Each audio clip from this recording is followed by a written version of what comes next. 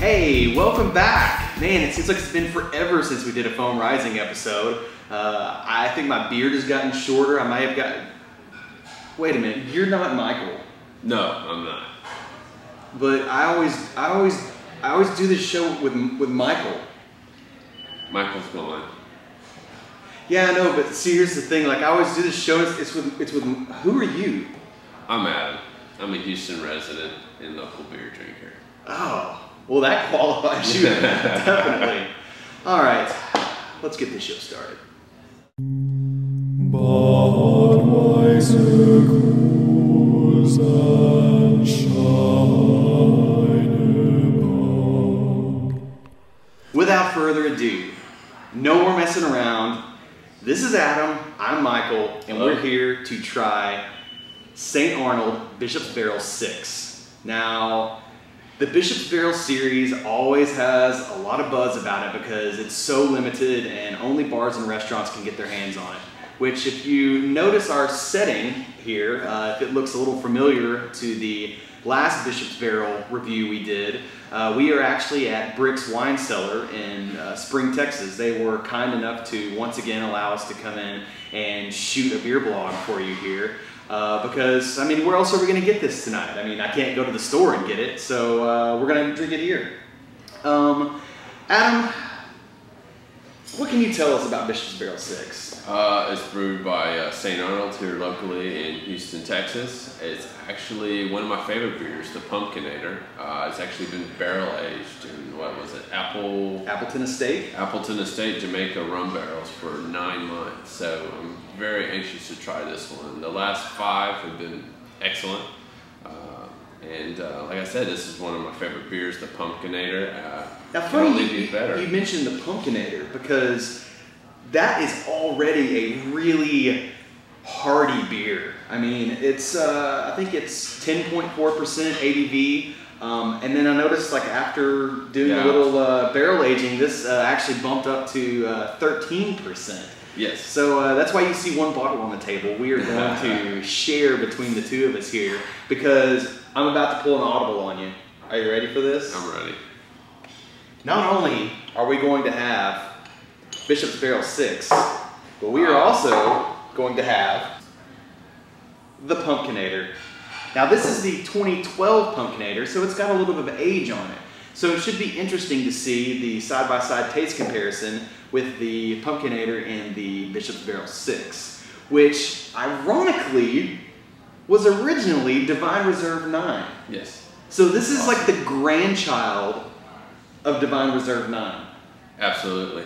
So technically it's Divine Reserve 9 Pumpkinator Bishop's Barrel 6. Essentially, it's been barrel aged for 9 months. All right. Well, without further ado, I think we need to crack these bad boys open.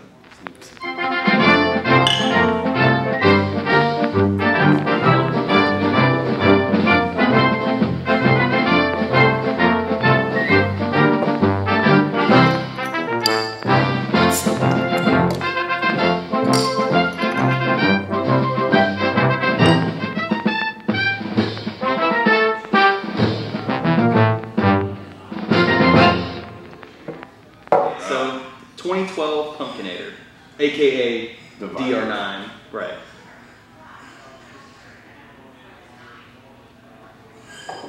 Oh man, that's aged so well. It is. It's definitely mellowed out. I remember initially when we had the 2012 Pumpkinator, there's a lot of alcohol up front and almost kind of like burns the palate a little bit. Always really smooth beer, but it's definitely mellowed out and is really fantastic now. Yeah, it definitely has. You can still taste the spices and everything. It's great. Now, funny that you mentioned that because in one of the previous tastings that we did, the original Divine Reserve 9 has actually lost almost all of its spices. It really just tastes like an Imperial Stout now. So I'm glad to have popped one of these open to see that the 2012 still does have its spice flavor to it. Mm-hmm. So the moral to that story is to drink them before they're too old. Right. Unlike me, who sits on them forever. All right, so we ready for this? Yeah. All right, absolutely. Cheers. Here's to the Bishop. Oh man. Oh wow. You can definitely taste the rum. Definitely taste the rum. It's interesting because it tastes a little thin, like compared to the other one. Maybe that's just part of the aging. It was definitely mellowed up with spices and whole. Oh yeah, it's you have a much more typical vanilla flavors and what you would expect from a barrel-aged beer. But it's really nice with that pumpkin undertone though. I think it's actually one of my favorite. It's a Wow. little forward on the alcohol in the beginning, but I think that I this could is drink it all night except right. for that 13. I would be really curious to see how this would age after about another year. So I know it's already had 9 months in the barrel, but just with a little bit more age, it might be interesting to see what it does.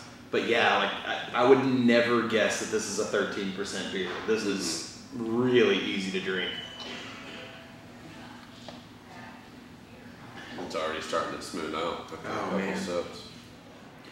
Yeah, I've noticed that when I drink the original Pumpkinator, it has kind of a dry finish on your tongue, almost like you've put some kind of like allspice or something on your tongue, like kind of that dryness that just like a dry spice would leave on your palate. I noticed that leaves that, whereas the Bishop's Barrel 6 is really a sweet, almost kind of like a sticky finish to it. Yeah.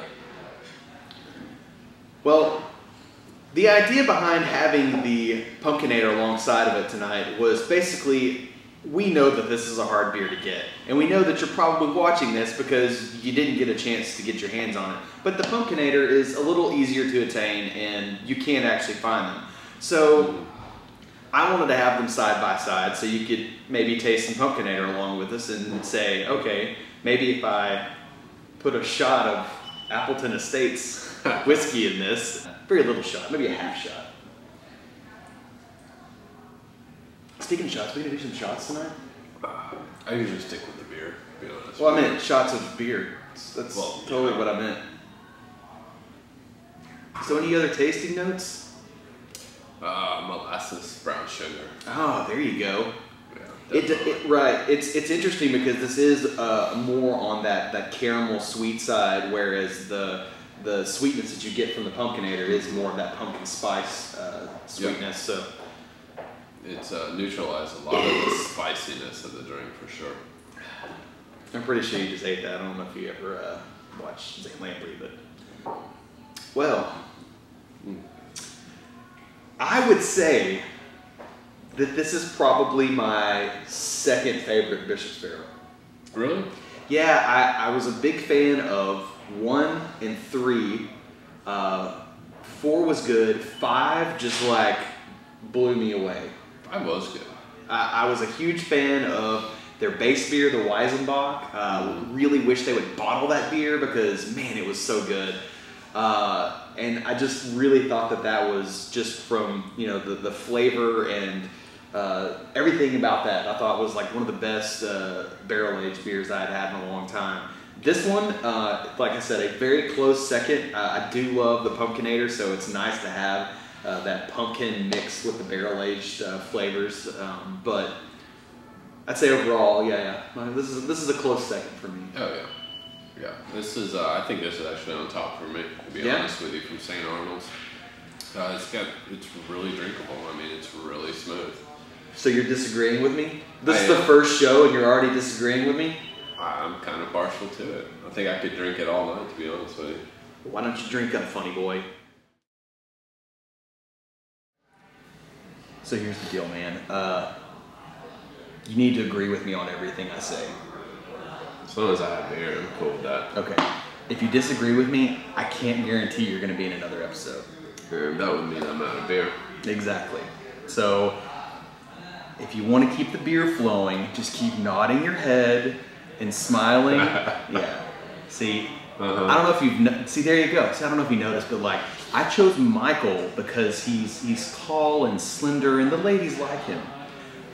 He's the eye candy of the show, so I'm having to replace him, and so that's why you're here. I really don't give a crap what you think about beer. Until next time, I'm Michael.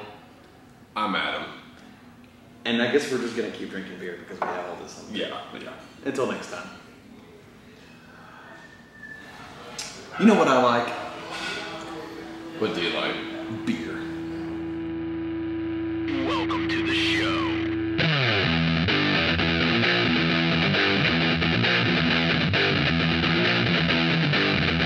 Sometimes good, sometimes bad, sometimes good, sometimes bad, some good, some bad.